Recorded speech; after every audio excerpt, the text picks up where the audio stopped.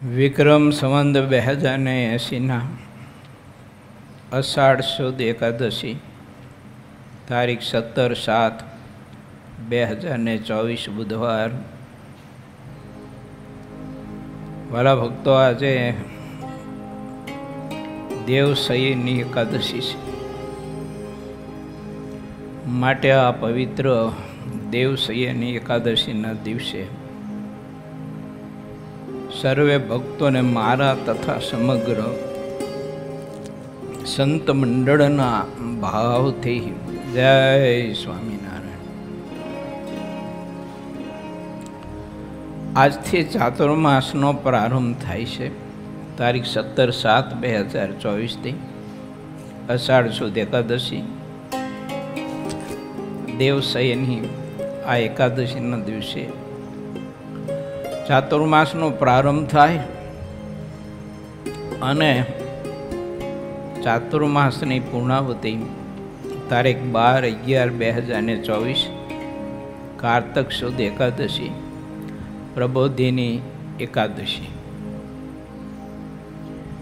ભગવાનના ભક્તો આ ચાતુર્માસ પર્યંત ભગવાન શ્રીહરિની આજ્ઞાને અનુસાર વિશેષ નિયમ ધારણ કરતા હોય છે અને વિશેષ નિયમ ધારણ કરવા જોઈએ.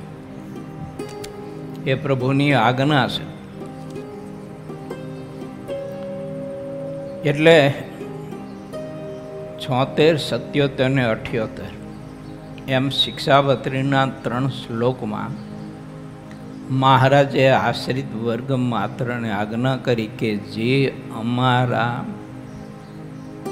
આશ્રિત સત્સંગી તેમણે ચાતુર્માસને વિશે વિશેષ નિયમ ધારણ કરવો અને જે મનુષ્ય અસમર્થ હોય તો એણે એક શ્રાવણ માસને વિશે વિશેષ નિયમ ધારવો. અને તે વિશેષ નિયમ તે ક્યાં? તો ભગવાનની કથાનું શ્રવણ કરવું. મહારાજને આ રુચિ બહુ હતી એટલે કથા શ્રવણ મહારાજે નિયમમાં પહેલાં લીધું. અયોધ્યામાં નાના હતા ને, પણ જ્યાં કથા થતી હોય તો પ્રભુ સાંભળવા માટે બેસી જતા અને જ્યાં સુધી કથા થતી હોય ત્યાં સુધી ભાવથી એકાગ્રતાથી ખૂબ જ કથા સાંભળતા, એનું રહસ્ય વિચારતા, મનન કરતા. ક્યાંય કથામાં જો વિષયાંતરી થતા હોય જે તે વક્તા, તો પ્રભુ તરત જ એને રોકતા, પ્રશ્ન કરતા. કોઈ શાસ્ત્રનો પોતાની રીતે અર્થઘટન જો કરતા હોય તો પણ મહારાજ રોકતા ને ટોકતા. એટલે મહારાજે કથા શ્રવણ માટેનું નિયમ પહેલાં બતાવ્યું, પછી કથા વાંચવી એટલે શાસ્ત્રનું વાંચન કરવું, ભગવાનના ગુણનું કીર્તન કરવું, પંચામૃત સ્નાને કરીને ભગવાનની મહાપૂજા કરવી, ભગવાનના મંત્રનો જપ કરવો, પાઠ કરવો તથા પ્રદક્ષિણાઓ કરવી, દંડવત કરવા, ભગવાનને સાષ્ટાંગ નમસ્કાર એટલે દંડવત કરવા. એ 8 પ્રકારના નિયમ તે મહારાજ કે અતિ ઉત્તમ અમે માન્યા છે. એ નિયમમાંથી કોઈ પણ એક નિયમ ચાતુર્માસ પર્યંત ભગવાનના ભક્તને ગ્રહણ કરવું. સત્સંગી જીવનમાં બહુ વિસ્તારથી લખ્યું છે. નિયમ ગ્રહણ કર્યા પછી મૂકી દે, વળી પાછો 2-5 દિવસ પછી કરે, વળી પાછો મૂકી દે, 2-5 દિવસ પછી કરે. તો સ્વામી એવું લખ્યું છે કે નિયમ ગ્રહણ કર્યા પછી એવું ન કરવું. એને સાંગોપાંગ રોજે રોજ નિત્ય સંભાળીને નિયમ કરું. તો થોડાક નિયમ તમારી પાસે વાંચી સંભળાવું છું.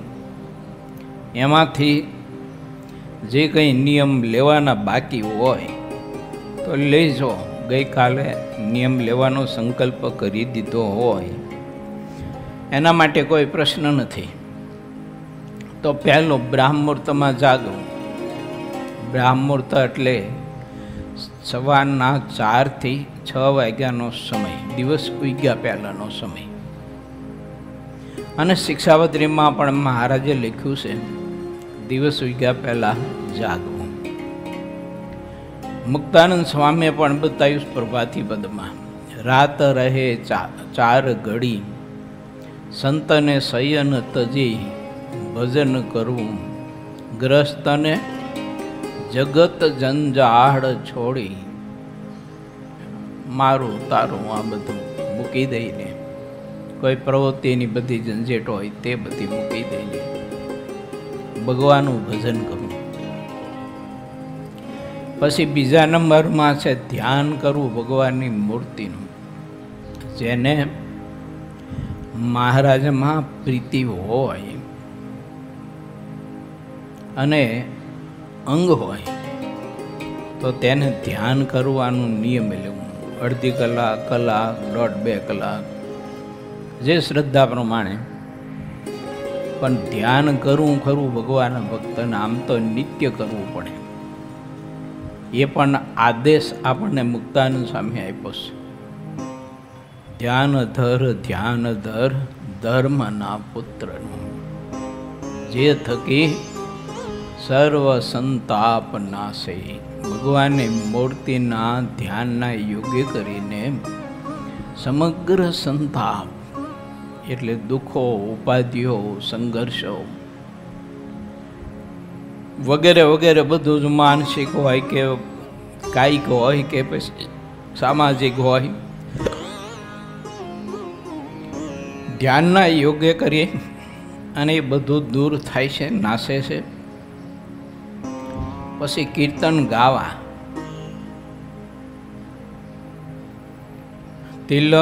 તિલ અને ચિહ્નના પાઠ કરવા, ભાવતી વસ્તુનો ત્યાગ કરવો.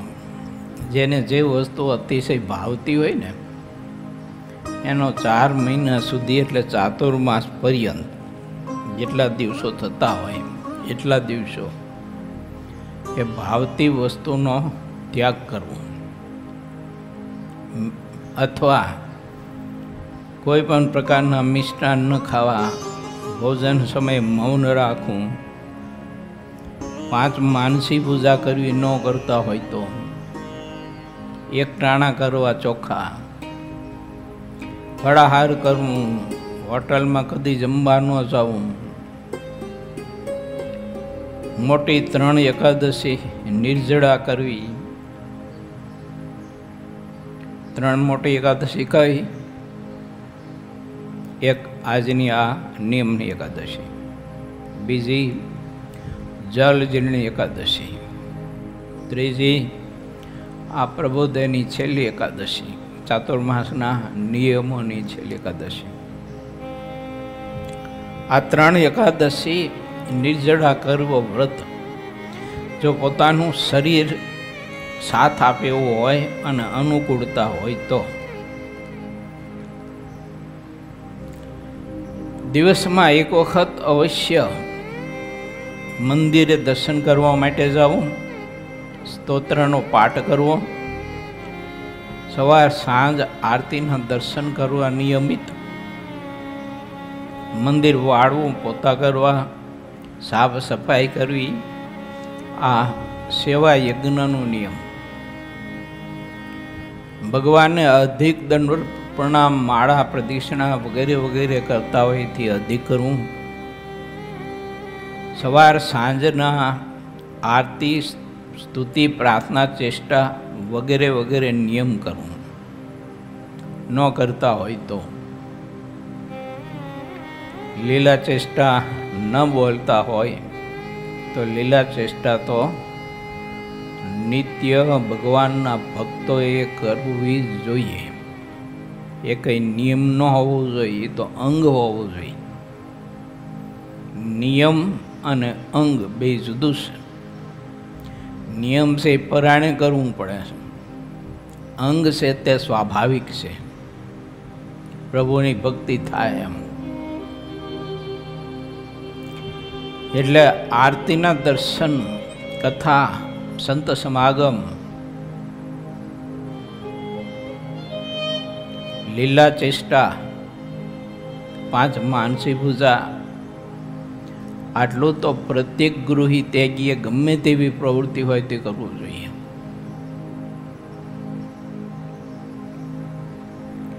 રજાનો દિવસ હોય અથવા કોઈ એવા જન્માષ્ટમી જેવા પર્વ હોય તો આખો દિવસ મંદિરમાં રહીને ભગવાનનું ભજન કરવું, માળા, વચનામૃતનો પાઠ, દંડવત પરિક્રમા, ધ્યાન. રૂપાળા ઘનશ્યામ મહારાજની સન્મુખ બેસી અને માળા જપી ત્રાટક કરવું.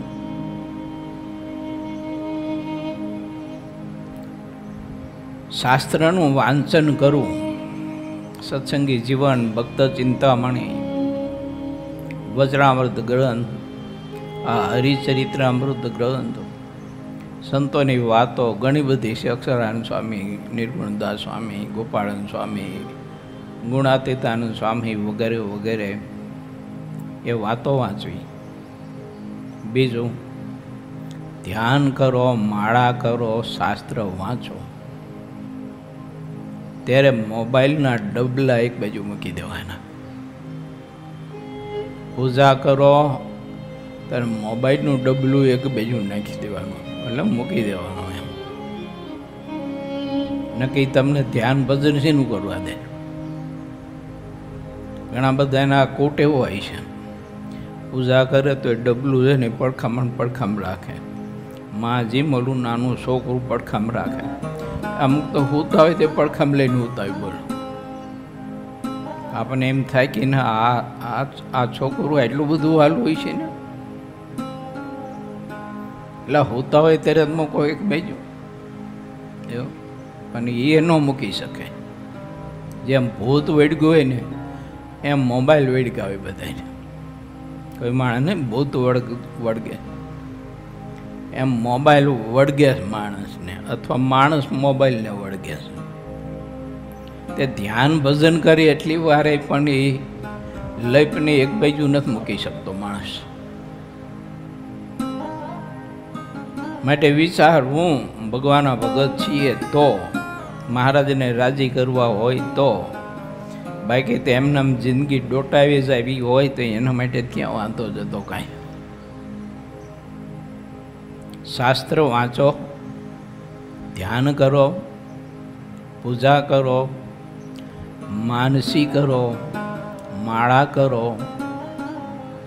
ત્યારે મહારાજની મૂર્તિમાં વૃત્તિઓ સ્થિર કરીને આ બધું સાધન કરવું જોઈએ, ભજન કરવું જોઈએ. આ મોબાઈલના ડબલા બબલા બધા એક બાજુ મૂકવા પડે. ડબલા એક બાજુ ને બબલા એક બાજુ. નકર ડબલાય ભગવાન ન ભજવા દે અને બબલાય ન ભગવાન ભજવા દે. તમે ધ્યાનમાં માનસે બેઠા ને ઓલું ખોડામાં આવીને બે જો કંઈક ટીખડ કર્યા કરે બધા. માટે વિચારવું, ચાતુર્માસ પર્યંત રીંગણા, મૂળા, લીલી મેથી, શેરડી આ વગેરે વગેરે ના ખાવું એમ સત્સંગી જીવનમાં લખ્યું છે, વર્જ્ય લખ્યું છે બધું. એનો ઘણો બધો વિસ્તાર છે, એ વાંચી લેવો. આવા કોઈ નિયમ રાખજો. દાણા પાણાના વ્રત કરવા, કોડિયા વ્રત કરવા, ચાંદ્રાયણ કરવી. ઘણા બધા શ્રદ્ધાવાળા ભક્તો આવા વ્રત ગમે તેવી પ્રવૃત્તિમાં હોય ને તો એ કરતા હોય છે. ખુશામતી પ્રશંસા માટે નહીં, પણ કોઈને પ્રેરણા મળે એટલે કહું છું. શિકાગોમાં અમિતભાઈની પરિવાર છે ને, એ અમિતભાઈ દર વર્ષે કોળિયા વ્રત કરે ચાતુર્માસમાં. ચૈત્ર માસ ને એવું આવતું હોય ત્યારે કોળિયા વ્રત કરે પાછા. એમના ધર્મપત્ની શ્રી ધાયણાપાણાનું વ્રત 4 મહિના કરે. બોલો, જોબ કરવાની, ઘરનું બધું કામ કરવાનું, રસોઈ હો બીજું ત્રીજું, તો એ 4 મહિનાના ધાયણાપાણાને વ્રત કરે. અમેરિકામાં રહીને, જો આવી ધરતીમાં રહીને આવું વ્રત તપ ને ભજન કરે ભક્તો. માટે શરીરની જો સારી સ્થિતિ હોય, મદદ કરતું હોય, તો થોડોક પ્રયત્ન કરવો હોય એમ વ્રત તપ કરવા માટે. થોડી ઘણી તો તકલીફ તો શરીરમાં બધાનું હોય જ, ભૂખની ન હતી એ તો લાગે જ, પણ એ સહન કરીને તપ કરવું જોઈએ. માટે બધા ભક્તોને ખાસ વિનંતી છે કે ચાતુર્માસમાં વ્રત તપ ધ્યાન ભજન ખૂબ કરજો. બજારોના ખાણાપીણા ખાતા હોય એ બધા મૂકજો. ઠાકોરજીને રાજી કરવા હોય તો મનમાની જિંદગી જીવવી હોય એના માટે વાત આખી જુદી છે. જો આજે આનંદાનંદ સ્વામીનો જન્મ અને અક્ષરવાસ તિથિ બંને ભેગા છે.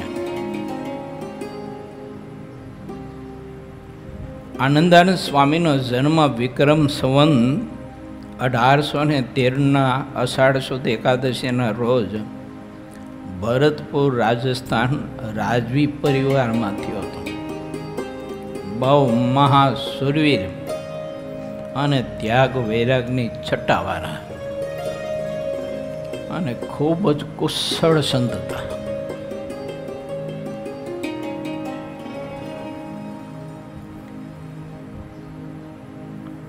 વિક્રમ સંવત 1917 આસોવદી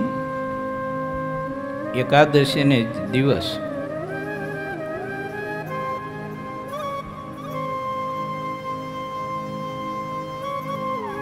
જેતલપુર મુકામે સવારમાં વહેલા ઉઠી પવિત્ર થઈ જે નિયમ કરવાના હોય તે બધા નિયમ કરી અને ધ્યાનમાં બેઠા. મહારાજને પ્રાર્થના કરી અને શ્રી હરિની મૂર્તિની સેવામાં ડૂબકી મારી ગયા. શરીર છોડી દીધું. જ્યાં ભગવાન શ્રી હરિએ અનેક લીલાઓ કરી છે, કથાઓ કરી છે, કીર્તન ભક્તિ કરાવ્યા છે, સંતો ભક્તોને ખૂબ જ મહારાજે અનેક વિધ પ્રકારનો આનંદ આપ્યો છે. એવી અક્ષરવાડીમાં સ્વામીનો અગ્નિ સંસ્કાર કરવામાં આવ્યો. ત્યાં હાલ છત્રી કરેલી છે. જ્યારે જેતલપુર જવાનું થાય ત્યારે આ બધા સ્થાનના દર્શન કરી અને ખૂબ જ સ્મરણો કરવા જોઈએ એમના જીવન કવનના અને એમની રહેણી કહેણી અને સાધુતાના. સ્વામીમાં ઘણી બધી કળાઓ શક્તિ બહુ હતી. આયોજન શક્તિ, પીરસણ કરવા, પૂજા કરવાની તો અદ્ભુત કળા હતી. મહારાજની જ્યારે પૂજા કરે, ભાલ પ્રદેશમાં આડ કરે, તિલક કરે, ચાંદલો કરે, એટલી બધી અદ્ભુત સ્વામીમાં કળા હતી. આપણે તો પૂજા કરી તે લપેડા કરી નાખી, જેમ ગાયર કરી હોય ને એમ કપાળમાં આડ કરે. આપણી કુશળતા એવી એમ. અને ઘણી જગ્યાએ પૂજા અમે સંતો પધરામણી જતા હોય ને તે હરિભક્તો ઘણા બધા પૂજા કરે ને તે મોટો ચપટો ભરે કંકુનો. એવું આપણને એમ થાય કે આમને ખવડાવવાનું હોય છે કે શું એમ. મોટો ચપટો ભરીને પછી આમ કપાળમાં ચાંદલો કરી વળી પાછો આમ ધક્કો દે પાછા. એવું એ રીત શીખવી પડે. રાજનીતિ, શિલ્પકળા, વગેરે વગેરે કળાઓ ખૂબ હતી સ્વામીમાં, જે અમદાવાદનું મંદિર અને જેતલપુરનું મંદિર ને ભરૂચનું મંદિર સાક્ષી પૂરે છે. બહુ સરસ મજાના અદ્ભુત મંદિરોની એમને સંપ્રદાયને ભેટ આપી છે. માટે આવા એક નિષ્ઠાવાન વૈરાગ્યવાન પ્રભુ પ્રેમી સંત એવા આનંદાનંદ સ્વામીના ચરણમાં આજે આપણે સૌ કોઈ પવિત્ર આ એકાદશીના દિવસે કોટી કોટી વંદન અને દંડવત પ્રણામ કરી પ્રાર્થના કરીએ કે તમારામાં જેવો વૈરાગ્ય હતો, ભગવાન સંત હરિભક્તનું મહાત્મ્યની નિષ્ઠા હતી, જેવો વિવેક હતો, મર્યાદા હતી, જેવી કુશળતા હતી, તેવા ગુણ અમારામાં આવે એવી આપ અમારા ઉપર ખૂબ કૃપા કરજો. અને ભક્ત એને કહેવાય. બ્રહ્માનંદ સ્વામી એવું કહ્યું છે, ભક્ત એને કહેવાય.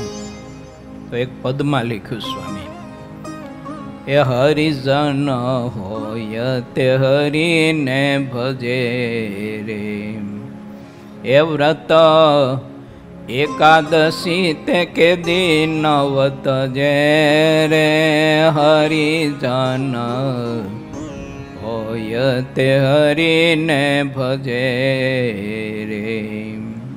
ભગવાનનો ભક્ત હોય ને એ પ્રભુની આવી ભક્તિ કરે, ભગવાનમાં પ્રેમ કરે. પછી સ્વામી ઘણું બધું લખ્યું છે અમે, જાણે માત સમાન પર નારને ગણે તુચ્છ સરીખો સંસાર. યુવાન અવસ્થા, વૃદ્ધ અવસ્થા, આ બધી અવસ્થાઓમાં પર નારીનો સંબંધ છોડવો તે કઠણ છે.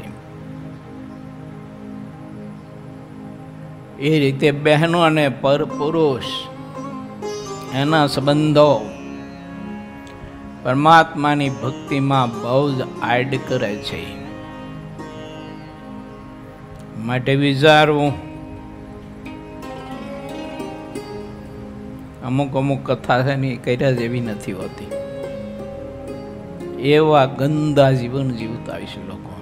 જો આહા ગંદા, એમ એના કરતાં ગટરનો કાદવ હોય ને હારો હોય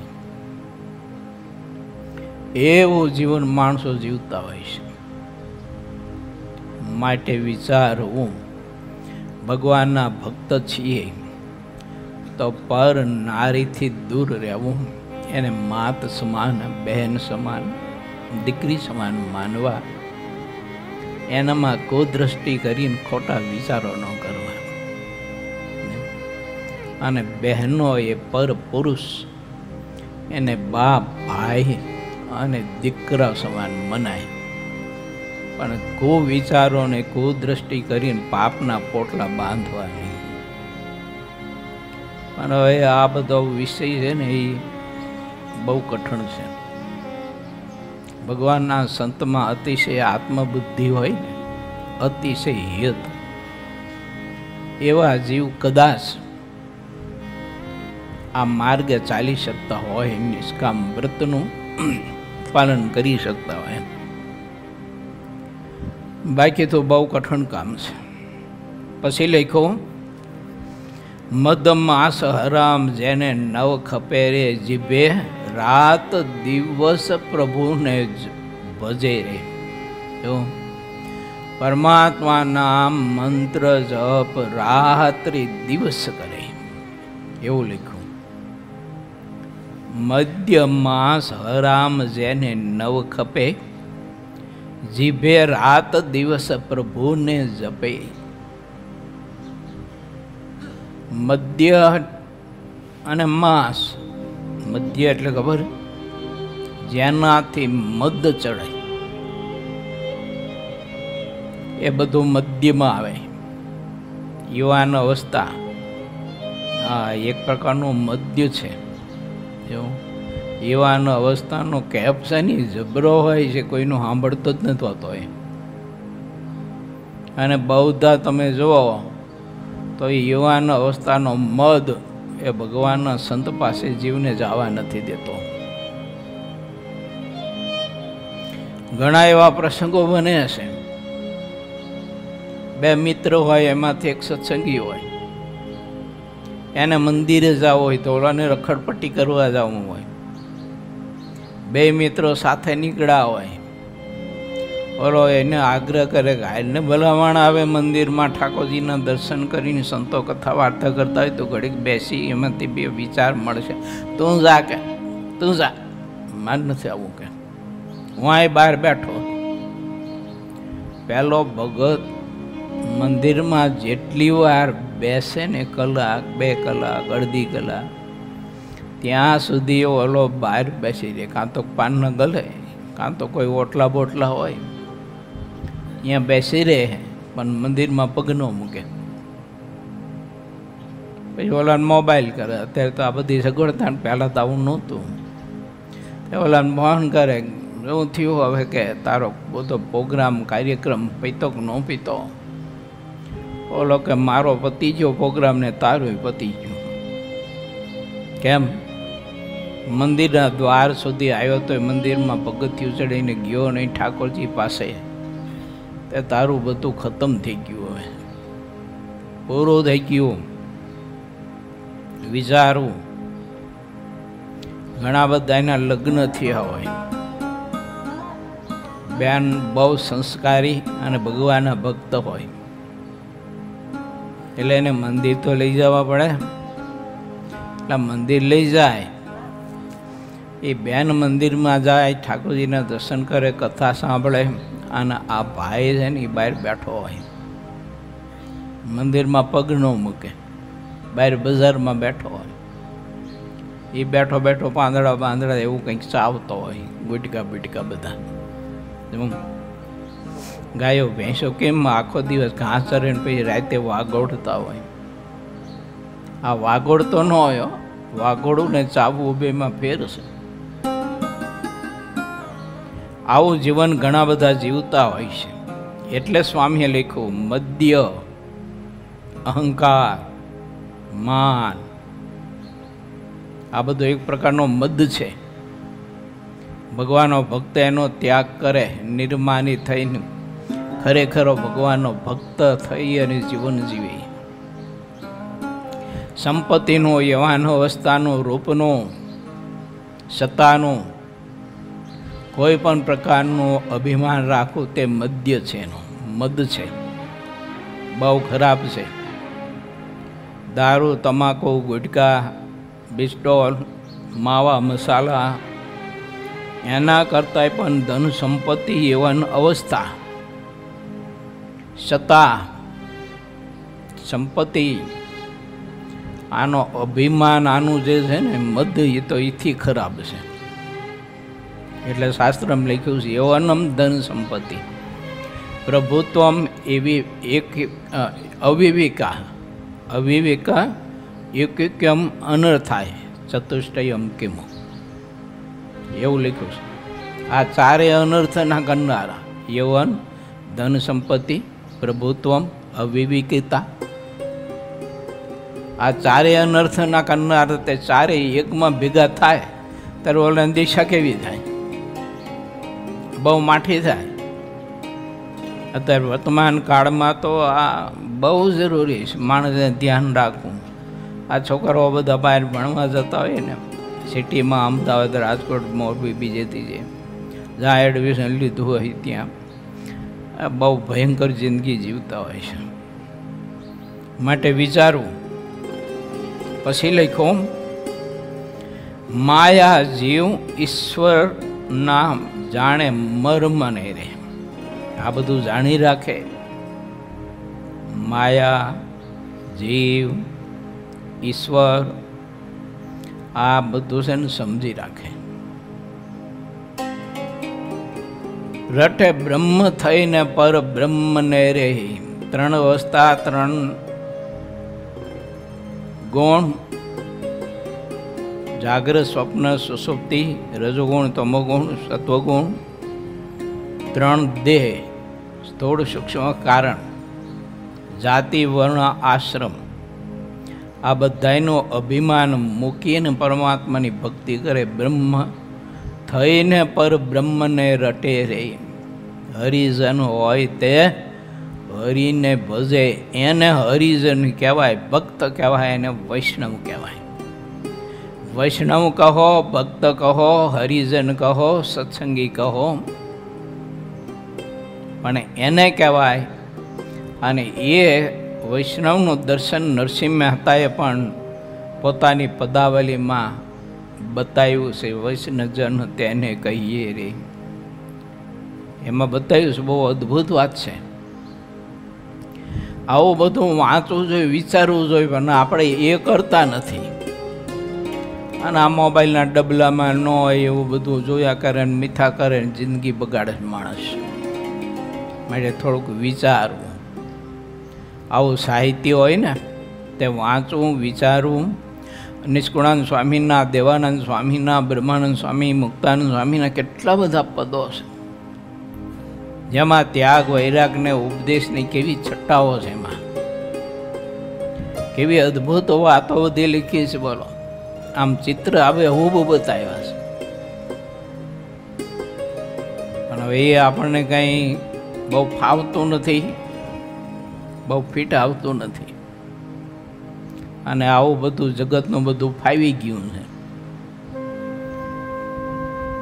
છેલ્લે લખ્યું સ્વામીએ બ્રહ્માનંદના વાલાની છબી ઉર ધરે રે મત વાલો થઈને જગમાં ફરે રે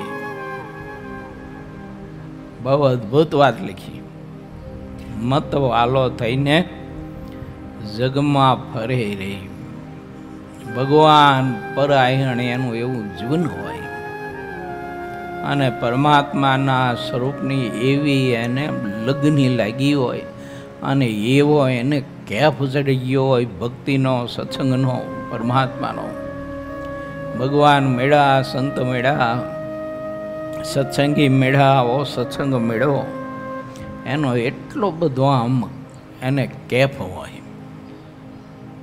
આવું આદર્શ જીવન જીવતો હોય તેને ખરેખર ભગવાનનું ભગત કહેવાય હરિજન બહુ અદ્ભુત વાત છે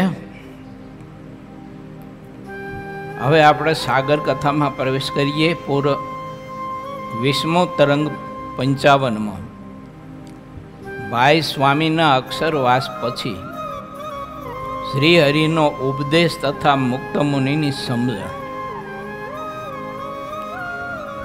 ભાઈ સ્વામીએ શરીર છોડ્યું પછી શ્રી હરિએ કેસર ચંદન ઉતરાવ્યું અને ભાઈ સ્વામીના શરીર ઉપર તે ચર્ચાવ્યું પછી તેમને ફૂલનો હાર પહેરાવ્યા શરીર ઉપર ગુલાલ નાખ્યો અને પાલખીમાં બેસાડીને ઉન્મત્ત ગંગાએ લઈ ગયા જાંજ અને મૃદંગ વજાડીને ઉત્સવિયાઓ ઉત્સવ કરતા હતા અને એ આગળ ચાલતા હતા અને સૌ સંતો તથા હરિભક્તો ઉન્મત્ત ગંગાને કિનારે આવ્યા ગઢપુરથી પૂર્વ દિશામાં દૂર લઈ જઈ તે પાલખી ઉતારી ચંદન અને તુલસીના કાષ્ઠથી ચિતા તૈયાર કરીને તેમાં શરીર પધરાવ્યું વિધિએ સહિત અગ્નિ સંસ્કાર કર્યો અને સૌ નારને ધૂન બોલતા હતા અને ચિતામાં શ્રીફળ તથા ઘી નાખ્યું ઘણા હરિભક્તો આવ્યા હતા તે ઘીના મોટા ગાડવા ભરી ભરીને લાવ્યા હતા આ મહિમા છે કચ્છમાં ખરું આવું કોઈ મોટા સંત ધામમાં જાય ને તો કચ્છના હરિભક્તો ડબ્બા ભરી ભરીને ઘી લાવે હા શ્રીફળ તો તમારે મોટું ટ્રક ભરાય એટલા ભેગા થાય આ મહિમા સાવો અને જ્યારે શરીર અગ્નિમાં બળી ગયું ત્યારે સંતો અને સૌ હરિભક્તોએ ગંગાના પાણીથી અગ્નિને બુઝાવીને તેની રાખ ઉન્મત્ત ગંગામાં તત્કાળ વહાવડાવી દીધી સ્નાન કરી સહુ ગામમાં આવ્યા. આવીને શ્રી હરિના દર્શન કર્યા. જેને ભાઈ રામદાસજી સ્વામી ઉપર ઘણું હિત હતું તે બધાનો જીવ ઉદાસ થઈ ગયો. પછી શ્રી હરિએ સૌની આગળ એવી વાત કરી કે જેનાથી સૌના દિલમાં સુખ અને શાંતિ થાય. શ્રી હરિની કહેલી વાત એવી હતી કે સૌ હરિભક્તોને શાંતિ થતી હતી. દેહાભિમાન દુઃખનું મૂળ છે. શ્રી હરિએ સૌ હરિભક્તો આગળ કહ્યું, નાશવંત શરીરની સાથે હેત ન રાખવું. આ ભગવાનના ભક્તોની રીત છે. નાશવંત શરીરની સાથે જે હેત રાખવામાં આવે છે તે તલવાર પણ ઉપયોગમાં આવતું નથી. ભગવાનનો ભક્ત જ્યારે શરીર છોડે છે ત્યારે તે દિવ્ય ભાગવતી તનુને પામે છે. જે આ માયિક શરીર છે તે તો દુઃખની બેડી કહેવાય છે.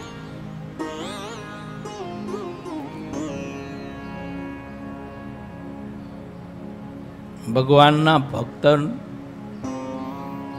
દુઃખે દુઃખી થવું એ તો શાસ્ત્રનો મત છે, પણ પ્રાકૃત જીવની જેમ નહીં. આવા ભગવાનના સંત શરીર છોડે તો દુઃખ ને વેદના તો બહુ થાય અને થવી જોઈએ. કારણ કે આવી સંપત્તિ આ દુનિયામાં બીજી કોઈ છે નહીં. સંતરૂપી જે સંપત્તિ છે એવી કોઈ સંપત્તિ નથી. અને પરમાત્મા એ તે સંત દિલની રચના કાંઈક જુદી કરી હોય છે. સંત દિલ છે ને એ કોઈ માંસનો લોચો નથી. સંત દિલ છે તે પરમાત્માનો મૂર્તિમંત વિચાર છે, પરમાત્માનો મૂર્તિમંત સંકલ્પ છે. તો એ દિલને આપણે સમજવા માટે પ્રયત્ન કરવો જોઈએ. જ્યાં સુધી આ ધરતીમાં આવા મોટા પુરુષો પ્રગટ હોય ને ત્યારે બૌદ્ધા જીવ નથી સમજી શકતા. એને પ્રાકૃત જીવ જેવા પ્રાકૃત માને, પોતા જેવા માને. માણસ હાવ બધું હોય છે. બોલો, થોડી અકલ નથી હોતી એનામાં ભગવાનના સંતને ઓળખવાની, સમજવાની.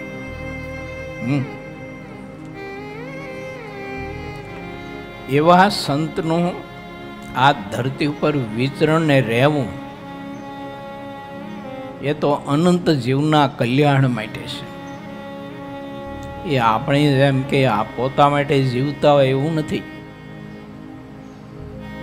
એનું દર્શન, એની દ્રષ્ટિ, એની સેવા પરિચર્યા, એના સંકલ્પો,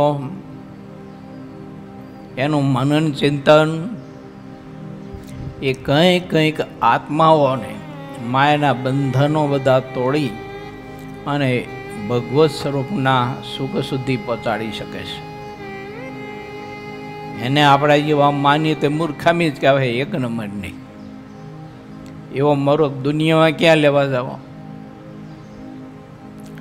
માટે પ્રગટ ભગવાનના સંત જ્યારે આ ધરતી ઉપર હોય ત્યારે આવું મહાત્મય સમજવું ને તે સંતે એને જીવંત પર્યંત જ્યારે અતિશય પ્રેમ આપ્યો હોય, એના સુખ દુઃખમાં એના ભાગીદાર થઈને રહ્યા હોય, સતત ને સતત એનું કલ્યાણ ઈચ્છવું હોય અને એનો મોક્ષ ન બગડે એના માટે તે સંતે એનું કેટલું બધું ખમી ખાધું હોય, એટલો પ્રેમ આપ્યો હોય, એટલો પ્રેમ આપ્યો હોય. અને એ દિલ જ્યારે પરમાત્માના આનંદમાં ભળી જાય તે દિવસે તો આપણું બધું જ લૂંટાઈ ગયું કહેવાય.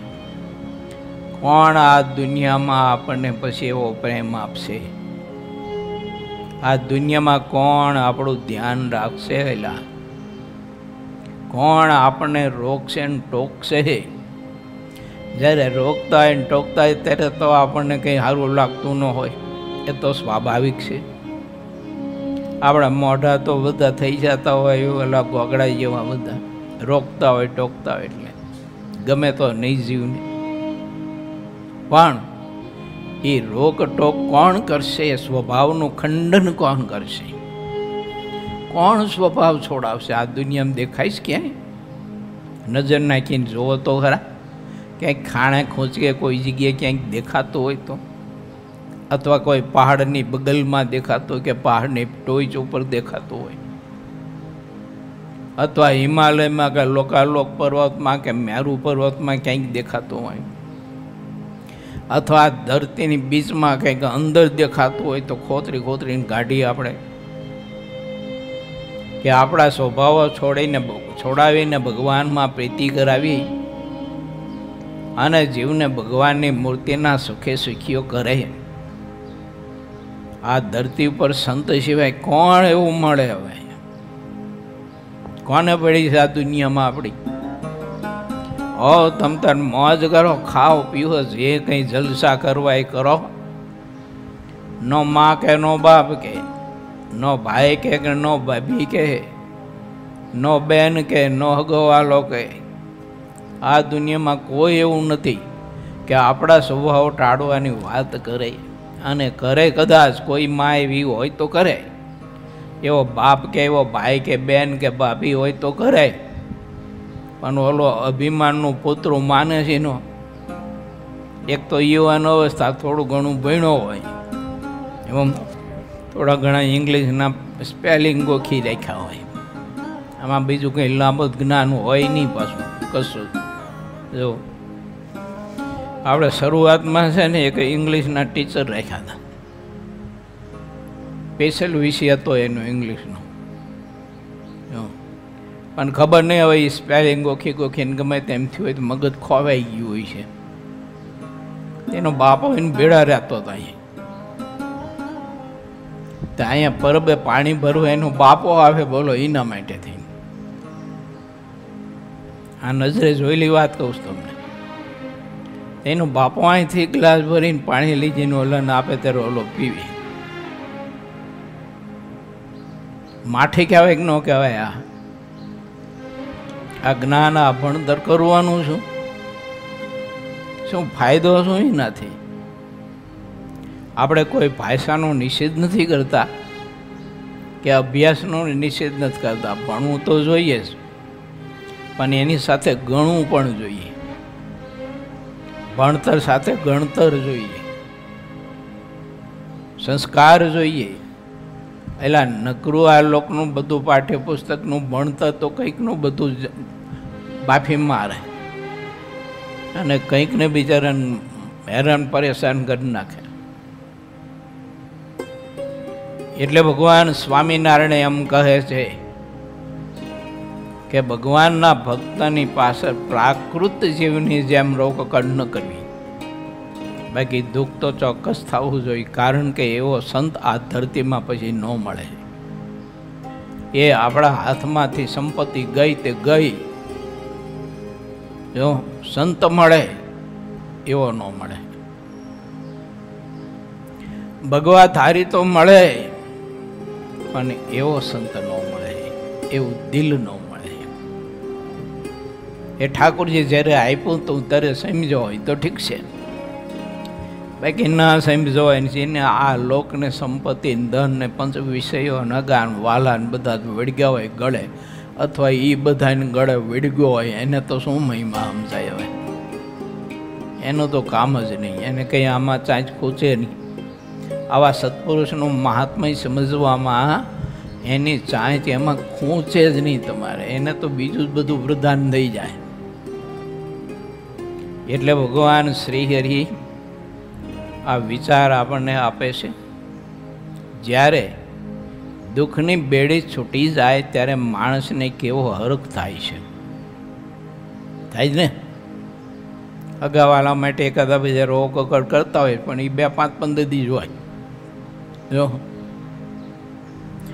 બાકી પછી બાપો જે કંઈ ધન સંપત્તિનો કમાઈને ભૂકો મૂકી ગયો હોય એ ભૂકામાં હાવ જલસા કરતા હોય, ધૂમકા મારતા હોય. જો જેમ ઓલા કોઈતરા ડોહાનો ઢગલો પડ્યો હોય ને ત્યારે શિયાળામાં એ ડોહાના ઢગલા ઉપર જઈને બેઠા હોય, એટલે ઘરમાં રહે ને એટલે ઠંડી ઓછી લાગે. એમ બાપે કંઈક ધન સંપત્તિનો ભૂકો મૂકીને ગયા એટલે હવ જલસા કરતા હોય. 1-2 દિવસ રોકકડ કરી હોય, બાકી કશું ન હોય. સ્વપ્નમાં કોઈ યાદ ન કરે ને. એ તો એક આ લોકનું બધું ટીખળ છે, ખોટું આવે બતાવવાનું. તો આ હોય ખોટી કરે. આ માઇક શરીર રૂપ બેડી ભગવાનના ભક્તને જીવીએ ત્યાં સુધી રહે છે. જેને સત્સંગ ન થયો હોય તેનો તો તે બેડી ક્યારેય પણ છૂટતી જ નથી. આવ્યું ન આવ્યું? ભગવાનના સંત વિના એ બેડી છોડાવે જ કોણ આપણને? આ જગતનો મોહ કોણ છોડાવે? કારણ કે એ જ બધો સમાજ બંધાયેલો છે. તે જે બંધાયેલો હોય એ આપણને કેવી રીતે છોડાવી શકે?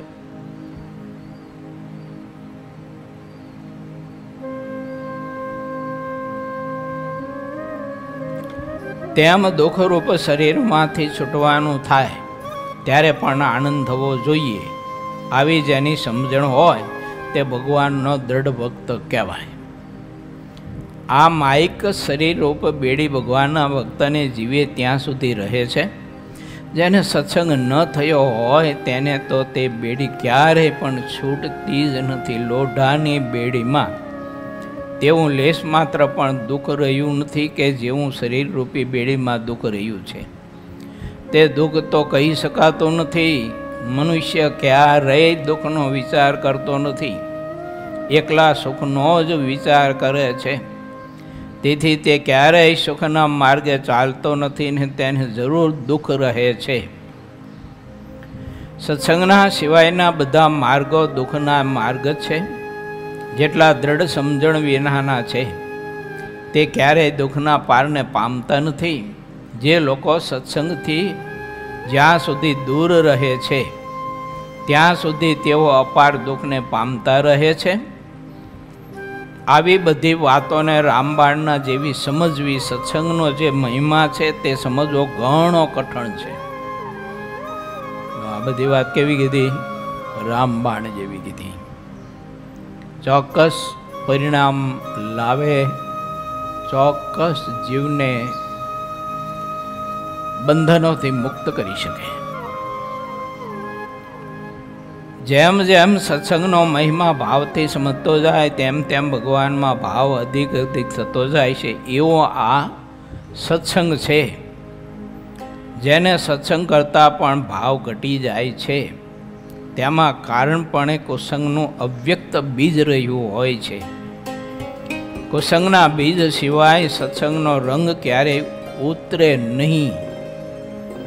ઘણા બધા સત્સંગમાંથી વૈયા જતા હોય છે ને છોડી દેતા હોય છે. એનું કારણ છે એમાં આવા બધા કુસંગના અવ્યક્ત બીજ અંદર પીડા હોય છે, જે દેખાતા નથી પણ કામ કરે છે. શું? તો કે જીવને ભગવાનને, સંત અને સત્સંગ એથી વિખૂટો કરી નાખે.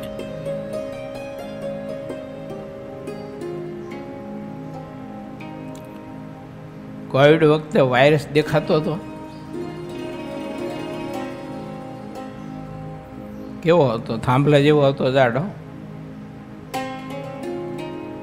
કેવો હતો? આસ્ટ્રેલિયા જેવો હતો. અવ્યક્ત છે આ બધું, દેખાય નહીં તમારે. આખી દુનિયાને હચમચાવી નાખે, અને હચમચાવી નાખીને આખી દુનિયાને ખડ ભળાવી નાખ્યા બધાને. એમાં આવા બધા અવ્યક્ત રાગ છે, આવો અવ્યક્ત સંગ છે. ભગવાનના ભક્તને સત્સંગ કરીને એ બધું સમજવું. શ્રી હરિની વાત સાંભળીને બધા હરિભક્તો મનમાં રાજી થયા. પછી બીજે દિવસ શ્રીહરિ ગઢપુરથી કારિયાણી ગામ આવ્યા, અને તે આવ્યા પછી બહુનામી શ્રીહરિ ત્યાં નિવાસ કરીને રહ્યા. ત્યાં ભીમ એકાદશી કરી ત્યારે કેટલાક હરિભક્તો ત્યાં આવ્યા. ભીમ એકાદશીનો ઉત્સવ ઘણો સારો કર્યો. હજારો હરિભક્તો આવ્યા. હરિભક્તો હેતથી શ્રીહરિની પૂજા કરી એવો સરસ ઉત્સવ થયો કે જે મુખેથી કહી શકાતો નથી. જ્યારે ઇજારદારની બધી ઉપાધિ શમી ગઈ ત્યારે શ્રીહરિ ગઢપુરમાં આવીને રહ્યા. તે પછી ઘણા ઉત્સાહ સહિત એક વાવ કરાવવાનો આરંભ કર્યો. લો, અવતારી પુરુષોત્તમ નારાયણ આ ધરતી ઉપર હતા તો એ ઉપાધિ કરનારા ઉપાધિ કરતા હતા. એ તો કરતું કરતું અન્યથા કરતું છે. તે દાદા ખાચરના પરિવાર ઉપર ને એ રાજ સંપત્તિ ઉપર આવી બધી ખોટી ઉપાધિઓ આવી. મહારાજ એટલા માટે કાર્યાણી બધા સંતોને અને ભક્તોને લઈ અને વૈયા ગયા.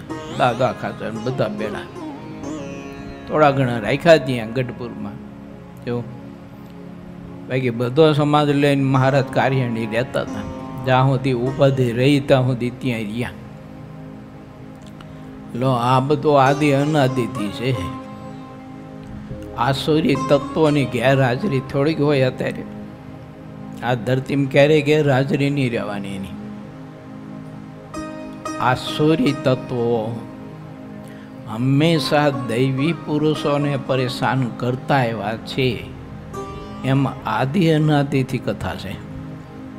જો દાનો અને દૈત્યો અને દેવ, બાપ તો એક જ એનો, માં જુદી. કશ્યપની 3 પત્ની હતી. એવું પણ દાનવોએ દેવોને સુખ ન લેવા દીધું. શાંતિથી એને શાંતિથી જીવન ન જીવા દીધું. અને હિરણ્યકશિપનો ભાઈ હિરણાક્ષ, એનો જ્યારે ભગવાને વરાહ રૂપે વધ કર્યો ને ત્યારે મરતા મરતા એ બોલ્યો હતો, હે કાળિયા કપટી, વિષ્ણુ યાદ રાખજે કે અત્યારે તે રૂપ બદલાવી કપટ કરીને મારો વધ કર્યો છે, પણ આગળ જતા કળિયુગમાં તમારા દેવ જેવા મોરા પહેરી અને અધર્મનો જો અમે નિકંદન ન કરી નાખીએ અને ધર્મને અનુસરનારા હોય, ભક્તિને અનુસરનારા હોય, એને શાંતિથી અમે રોટલો ખાવા ન દઈએ. યાદ રાખજે કે આવું બોલ્યો છે. એટલે એ બધા અત્યારે પાછા હોય અહીંયા એમ. અને ભક્ત ચિંતામણીમાં નિષ્કુળાન સ્વામીએ લખ્યું છે, જ્યારે ભગવાને પ્રસન્ન થઈ અને ધર્મદેવને વચન આપ્યું તો ધર્મદેવને એ બધાએ આ લોકમાં મનુષ્ય દેહ ધારણ કર્યો. એના પહેલાં તો એ બધા અસુરો આવીને તૈયાર થઈને બેઠા હતા એને હેરાન પરેશાન દુઃખી કરવા માટે.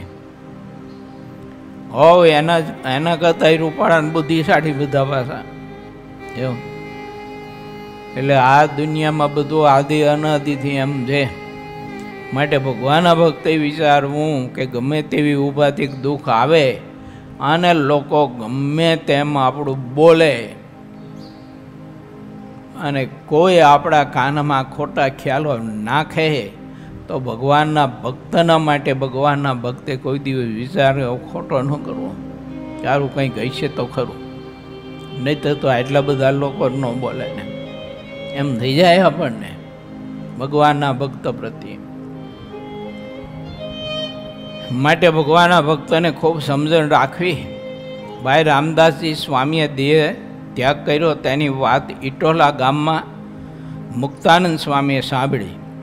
પછી તેઓ સાક્ષાત બોલ્યા, ભાઈ રામદાસજી સ્વામી આપણા સત્સંગના સ્તંભ જેવા હતા અને પોતે સત્સંગમાં મર્યાદા રાખતા ને રખાવતા. જે કોઈ પણ કાર્ય હોય તે જ્યાં સુધી મર્યાદા હોય ત્યાં સુધી અતિશય શોભે છે. એકબીજાની મર્યાદા સાચી શોભા છે. મર્યાદામાં શોભા નિવાસ કરીને રહે છે. જ્યાં સુધી સમુદ્ર પણ મર્યાદામાં રહે છે ત્યાં સુધી તે શોભે છે. આ જગતમાં મર્યાદાના સમાન બીજી કોઈ બાબત રહી નથી.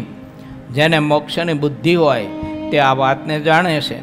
જેટલા સંતો હરિભક્તો સત્સંગની મર્યાદા જેટલી રાખે છે તેટલા તે સત્સંગના સ્તંભ બનીને રહે છે. સત્સંગની જે મર્યાદા છે તેને દ્રઢપણે કરીને જે રાખતા કે રખાવતા હોય તેવા સંતોને હરિભક્તો સત્સંગના સ્તંભરૂપ છે. દુઃખી ન થવું. કોઈ સંત આપણે મર્યાદામાં રખાવતા હોય તો કોચવાઈ ન જવું, દુઃખી ન થવું, અને એને આપણો આધાર માનવો. બાકી તો આપણને મર્યાદામાં વર્તાવશે કોણ? ઠીક પડે એમ બધું આપણે ખાઈશું પીશું અને ઓઢશું પહેરશું અને ઠીક પડે એવી સ્વતંત્ર અને સ્વચ્છંદી જિંદગી જીવશું. મર્યાદાનો હાવ ભંગ થઈ જાય છે. જે સત્સંગમાં, જે પ્રદેશમાં, જે સત્સંગના સમુદાયને આવા કોઈ સંત મેળા હોય કે મર્યાદામાં રહીને મર્યાદામાં રાખે એવા, ત્યારે એને માનવું જોઈએ, સમજવું જોઈએ મહાત્મય કે એ સંતરૂપી પરમાત્મા સાક્ષાત અમારા ભેળા રહ્યા છે. અને એ મર્યાદામાં વર્તાવે અને મર્યાદાનું ઉલ્લંઘન કરીને વર્તતા હોય તો એને રોકે ટોકે અને એને વઢે ને ખીજે, ત્યારે એને વિચારવું જોઈએ કે આ સંતો તો સત્સંગના સ્તંભરૂપ કહેતા આધારરૂપ છે. અત્યારે નહીં સમજાય ને વયા જશે, ત્યાર પછી રોયા સિવાય આપણા હાથમાં કાંઈ નહીં હોય, કશું જ નહીં હોય. જો રો કકડ કર્યા સિવાય પછી આપણા હાથમાં કશું જ નહીં હોય. માટે જ્યારે પ્રગટ હોય ત્યારે પૂરેપૂરું મહાત્મય સમજી અને એના અર્થે બધું જ કરી રાખવું જોઈએ. ધન, સંપત્તિ, ઘર, વકરી, ખેતી, વાડી, કારખાના, દેહ, શરીર, બુદ્ધિ, ઇન્દ્રિયો, અંધકરણ, પોતાની કળા, કૌશલ્યતા બધું જ ભગવાનને, ભગવાનના સંતને અર્થે કરી રાખવું જોઈએ. એટલે એના વેચાણ થઈને રહેવું જોઈએ. પછી એવો અવસર નહીં મળે, એવા સંત નહીં મળે. શ્રી હરિની વાતો ચિંતામણી તુલ્ય છે એટલે સ્વામી લખે છે. આ તો ભગવાન સ્વામિનારાયણ પોતે મહિમા ગાય. જે યોગ્ય મર્યાદા છે તે જ સત્સંગનો અધિક પ્રતાપ છે. મર્યાદાઓ ગયા પછીનો જે સત્સંગ રહે છે તે તો નિર્જીવ સત્સંગ કહેવાય છે. ગઈકાલ મેં કીધું તું ને એમ, કંઠી માળા તિલક ચાંદલો રહે. કદાચ એકાદી વખત મોઠડી લઈને મંદિરે જઈ 2-4 દંડવટ કર્યા ન કર્યા અને વળી પાછો ભાગ્યો. જો હું પહેલાં ગામડે ફરતો ને તે ઘણા ગામડામાં એવી પરિસ્થિતિ હતી તે ઘણા બધા હરિભક્તો નિયમ દઈ અને લીલા ચેષ્ટા કથા વાર્તામાં બધાને જોડ્યા અને કીધું ઠાકોરજી પઢી જાય પછી ઘીરે જવાનું. જો એવા ઘણા બધા ગામડામાં મેં સત્સંગ કરાવ્યો છે. આ તો લોકો બધા છે ને ભૂલી જાય, પછી કોઈના ચાળે ચડી જાય ને એટલે મૂળ વાત બધી ભૂલી જાય કે આપણે કોના યોગે કરીને સત્સંગમાં અંગ આપણા બંધાણા છે. બાકી મંદિરમાં કહે કે પગ ઢૂંકતો તો 2-4 ડોહલા 2-4 જવાનિયા આવતા હતા, આવીને ભાગે. નહીં કથા નહીં ચેષ્ટા કશું જ નહીં. ઠાકોરજી પઠાડે ત્યારે બિચારો પૂજારી એકલો જ હોય ને એને રહેવું પડે, કારણ કે પૂજા હોય ને હાથમાં એટલે ને કે એ શેનો રહે, એ ભાગે. પણ પૂજાની જવાબદારી હોય એટલે ઠાકોરજીને પઢાડવા માટે એ એકલો રહેતો હોય, બાકી ખાલી ખમ મંદિર પીડા હોય. આવો સત્સંગ થઈ જાય ભગવાનના સંતના યોગ વિના, એને નિર્જીવ કહેવાય. નિર્જીવ સત્સંગથી ક્યારે મોક્ષ ન થાય અને નિર્જીવ સત્સંગથી ક્યારે અજ્ઞાન ટળે નહીં, અને અજ્ઞાન ટળ્યા વિના મોક્ષની ક્યારે લાલચ રાખવી નહીં. સત્સંગની જેટલી શુભ દિશા છે તેને ભગવાન સહજાનંદ સ્વામીએ દેખાડી દીધી છે. આ મહાપ્રભુ સહજાનંદ સ્વામીએ પ્રગટ થઈને પોતાનો અપાર પ્રતાપ સત્સંગની વાતો કરીને બતાવ્યો છે. વાતે કરીને બધું સમજાય છે. શ્રીહરિની વાતો તો ચિંતામણી જેવી છે. જે કાંઈ રીતિ સિદ્ધિ કહેવાય છે તે બધી શ્રીહરિએ કહેલી સત્સંગની વાતમાં રહી છે. બંધન, મોક્ષ તથા બીજી જે બાબતો હોય તેને વાત કરતાં કરતાં વાતમાં જ દેખાડી દે. આવી રીતે જે વાત કરીને સમજાવતા હોય તે જ પરમ ગુરુ કહેવાય છે. જેને ધન અને નારી ઉપર તાન રહ્યું હોય છે તેઓ તો અધમ ગુરુ કહેવાય છે. ઝેરમાં પણ જે અતિ ભયંકર ઝેર છે, દુઃખમાં પણ જે અતિશય દુઃખ છે તે ધન અને નારીમાં રહ્યું છે તેમ જે નિશ્ચિત રૂપમાં બતાવે તે પરમ ગુરુ કહેવાય છે. તે બાબત તે ગુરુની વાત વર્તમાનથી દેખી શકાય છે. ભગવાન સિવાય બીજી કોઈ બાબતને સત્ય કહેતા ન હોય તેવા ગુરુની સાથે હેત બાંધવું. ભગવાન સિવાય અન્ય કોઈ વસ્તુ જ્યાં સુધી સાચી દેખાય છે ત્યાં સુધી તેમાં મોહ રહ્યો છે. શ્રીહરિને લીધે જ બધી જ બાબતો રહી છે. આવી જેને સમજણ હોય તેને મુક્ત કહેવાય. આવી મુક્તાનંદ સ્વામીએ વાત કરી હરિભક્તો પાસે. ઇતિ શ્રી સહજાનંદ સ્વામી શિષ્ય સિદ્ધાનંદ મુનિ વિરચિત શ્રી હરિચરિત્રામૃત સાગરના વિંશપુરમાં ભાઈ સ્વામીના અક્ષરવાસ પછી શ્રીહરિનો ઉપદેશ તથા મુક્ત મુનિની સમજણ એ નામે 55મો તરંગ સમાપ્ત થયો.